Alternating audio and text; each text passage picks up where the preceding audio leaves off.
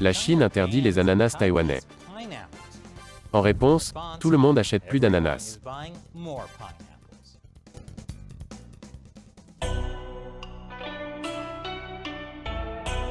Bienvenue à Chine non censurée, je suis Chris Chappell. Les tensions sont à un niveau record entre Taïwan et la Chine. Surtout après que le Parti communiste chinois a pris le contrôle de Hong Kong et a montré au peuple de Taïwan ce à quoi l'unification ressemblerait. Le Parti communiste a intensifié la pression militaire sur Taïwan ces derniers mois. Et puis, tout d'un coup, la Chine a interdit l'importation d'ananas taïwanais. L'annonce a été faite quelques jours seulement avant l'interdiction, très court préavis. Les autorités chinoises affirment qu'il s'agit d'une question d'urgence de biosécurité. Cette interdiction a été mise en place même si plus de 600 lots d'ananas exportés vers la Chine, au cours des 4 mois précédents, avaient été approuvés. Mais le porte-parole de la Chine a déclaré « Les douanes du continent ont à plusieurs reprises trouvé des parasites dans les ananas importés de Taïwan », ce qui aurait constitué une grave menace pour l'agriculture du continent et la sécurité écologique s'ils n'avaient pas été interceptés. L'interdiction temporaire est une mesure scientifique de biosécurité qui est conforme aux lois, règlements et normes du continent. Et aucun pays n'a de normes plus élevées en matière de sécurité alimentaire que la Chine. Le problème est que la Chine continentale représente 90% du marché d'exportation d'ananas de Taïwan. Il vaut environ 50 millions de dollars par an. Ainsi, l'interdiction soudaine a été un coup énorme pour les agriculteurs d'ananas de Taïwan. Alors, comment les Taïwanais ont-ils réagi? En devenant fous d'ananas. Ils ont acheté l'ensemble des exportations annuelles d'ananas en seulement 4 jours. Les gens ont commencé à poster des photos en ligne d'énormes achats d'ananas. Les émissions culinaires ont commencé avec des plats créatifs d'ananas. Les boulangeries aussi. Et les magasins de nouilles. Et des restaurants de hamburgers. Et du pad thaï à l'ananas et aux crevettes. Vous savez ce qu'on dit? Un ananas par jour éloigne le médecin pour toujours. Tant que vous ne vous mettez pas les doigts dans l'œil. Cela ne m'est jamais arrivé. Cette légende de photo dit « copain de travail d'aujourd'hui, l'ananas taïwanais ». Et contrairement à la plupart de mes amis, mon copain ananas ne m'abandonnera pas. Où en étais-je? Oh oui, c'est vrai. Soutenez Taïwan, achetez des ananas.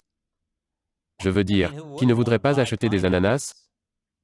Ainsi, les ananas sont devenus à la mode à Taïwan. À l'étranger aussi.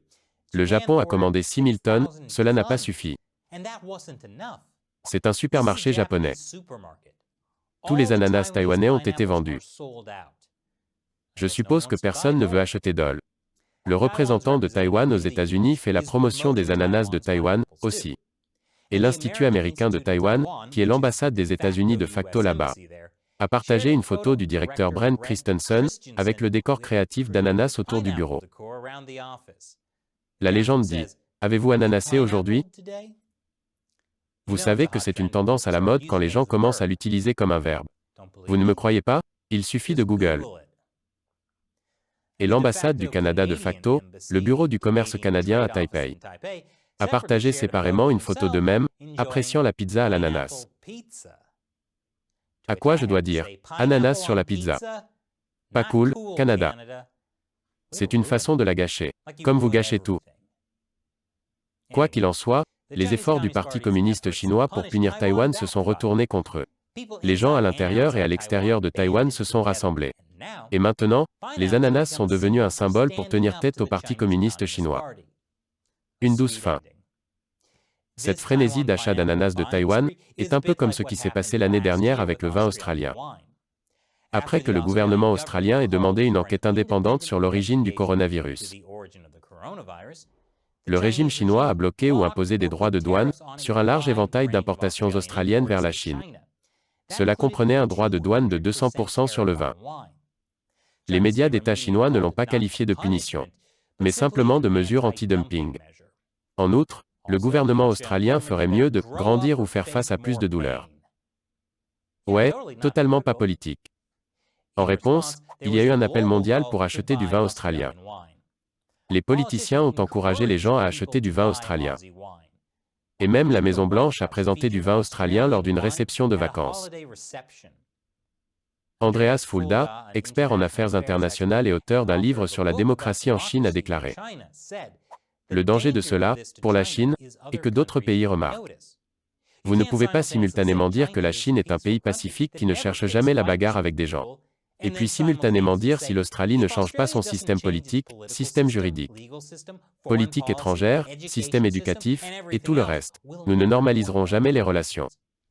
Je pense que cette diplomatie du loup guerrier est intrinsèquement vouée à l'échec. Et oui, il a acheté du vin australien, aussi. Les tentatives du Parti communiste chinois à la coercition peuvent marcher sur des personnes en Chine qui sont trop terrifiées pour répondre. Mais en dehors de la Chine, les gens se lèvent et ripostent. Et le reste du monde peut profiter de plus d'ananas délicieux. Le Parti communiste peut-il interdire le thé aux perles taïwanais ensuite? Je pourrais vraiment boire un peu plus de thé aux perles. Et vous pouvez même le mettre sur une pizza. Canada. Et maintenant il est temps pour moi de répondre à une question de vous.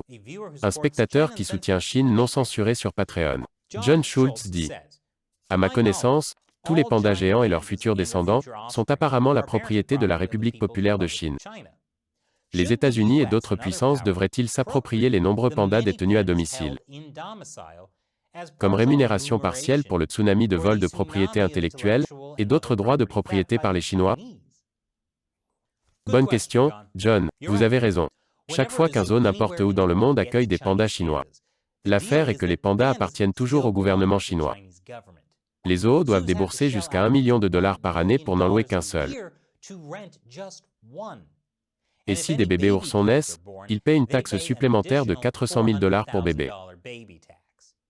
Et ces bébés pandas appartiennent au gouvernement chinois. Donc ils doivent être retournés en Chine à un moment donné. Maintenant, votre suggestion est la suivante. Les États-Unis et d'autres pays pourraient simplement s'accrocher aux pandas comme rémunération pour le vol de propriété intellectuelle. Et d'autres choses que le Parti communiste chinois doit. C'est une excellente idée en principe. Il n'y a qu'un problème. Si on faisait cela, on aurait à garder les pandas stupides. Merci pour votre question, John. Soyez comme John et soutenez Chine non censurée sur Patreon. Allez à patreon.com/ChineUncensored pour voir comment vous pouvez contribuer $1 ou plus par épisode, pour nous aider à continuer cette émission. Encore une fois, je suis Chris Chappell. Merci d'avoir regardé Chine non censurée.